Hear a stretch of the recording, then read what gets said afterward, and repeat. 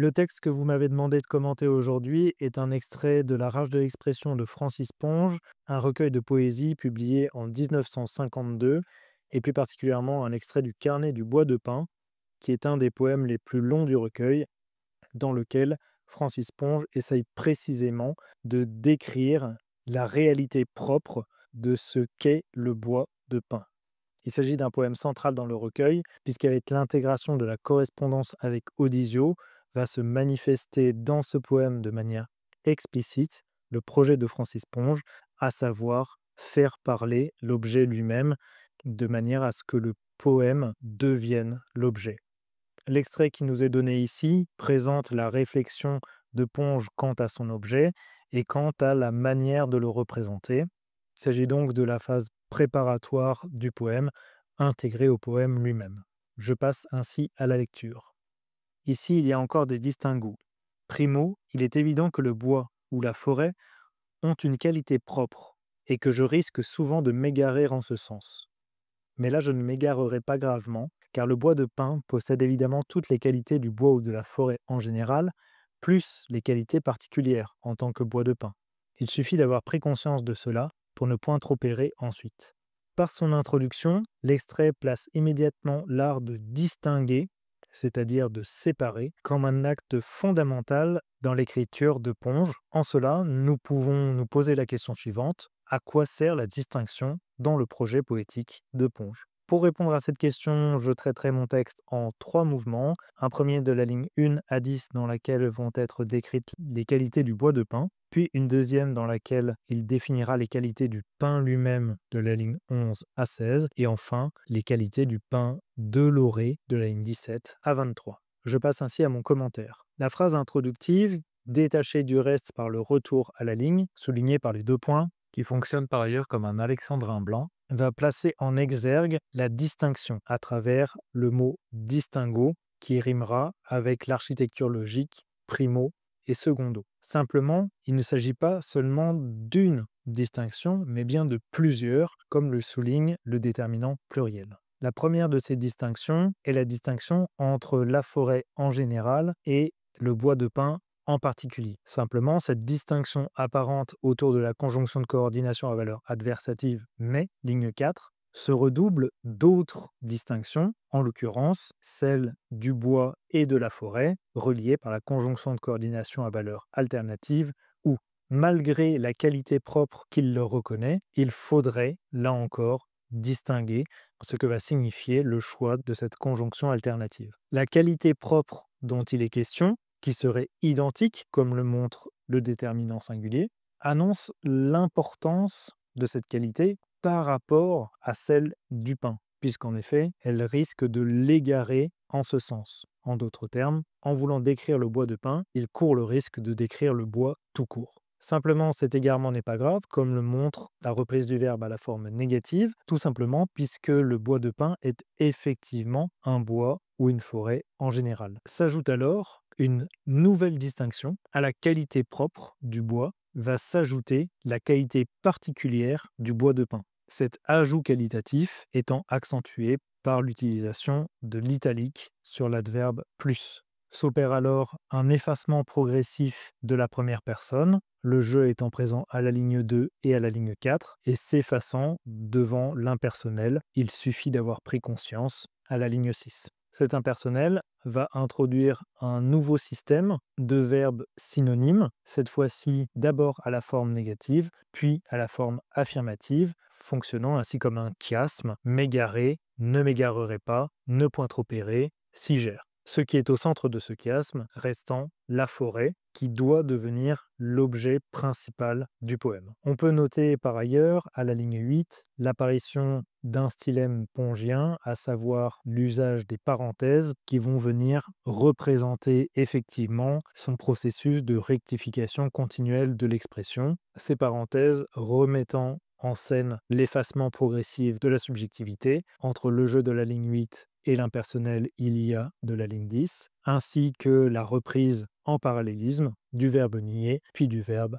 affirmer. Ne sera que, cela sera même. On retrouve par ailleurs la répétition de l'adverbe évidemment qui va jouer sur les effets de répétition et le polyptote, errement, errance, basé sur le verbe errer qui le précédait. La figure du labyrinthe, qui deviendrait ainsi la qualité propre du bois, se mettrait alors en abîme à travers cette digression entre parenthèses qui signale son propre égarement. Les différentes distinctions permettraient ainsi, par l'analyse, d'aboutir à une forme synthétique, une synthèse, une définition du réel dans toute sa complexité. Je passe ainsi à la deuxième partie, le deuxième terme de la distinction étant inscrit dès le début par la locution latine secondo, qui explicite le passage des qualités du bois de pin à la qualité du pain lui-même. En effet, par la reprise des termes qualité propre et qualité particulière, respectivement lignes 2 et 11 et lignes 5, 6 et 11, la distinction initiale, qui était générale, va prendre ici un sens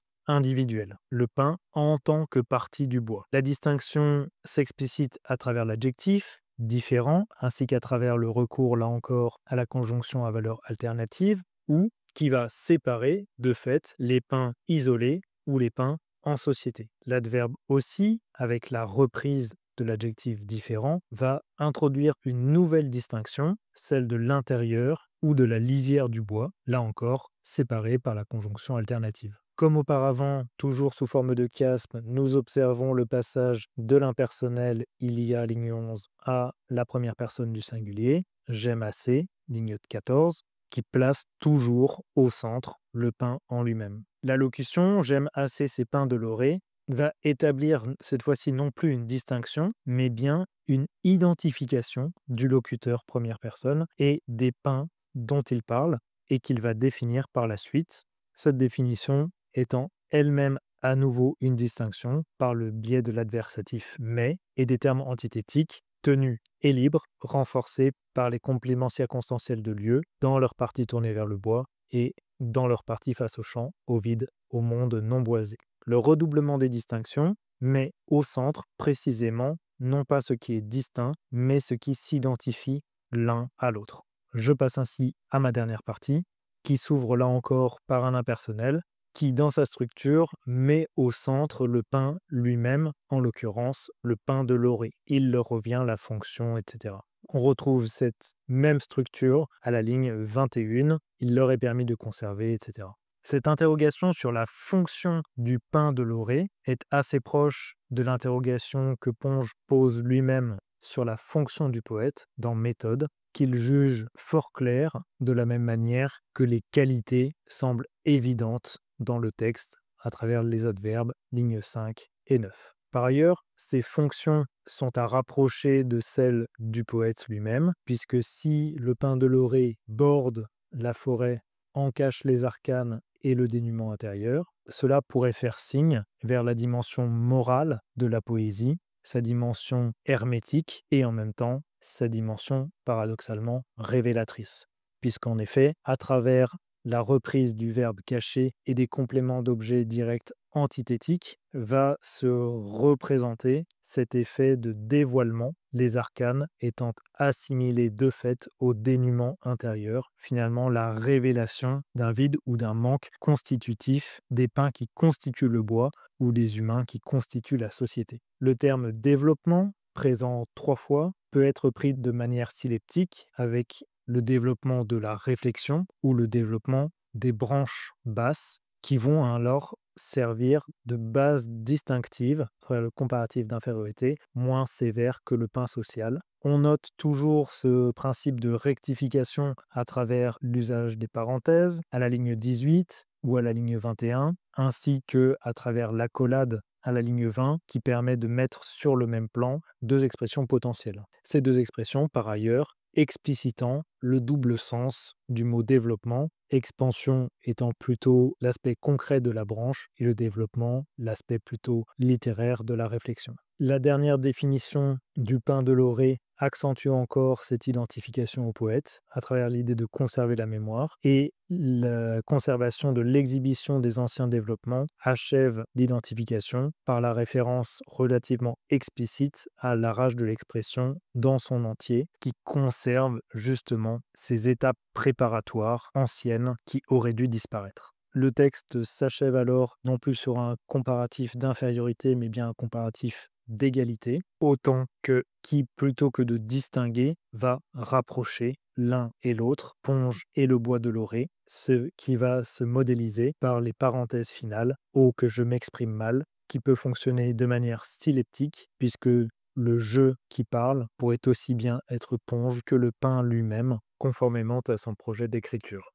À quoi sert la distinction dans le projet poétique de Ponge? Tout d'abord, nous avons vu que il n'y avait pas qu'une seule distinction dans ce texte, mais bien plusieurs. Ces multiples distinctions, qu'elles soient grammaticales via les conjonctions de coordination, lexicales via l'adjectif différent, argumentatives via l'architecture logique, primo, secondo, etc.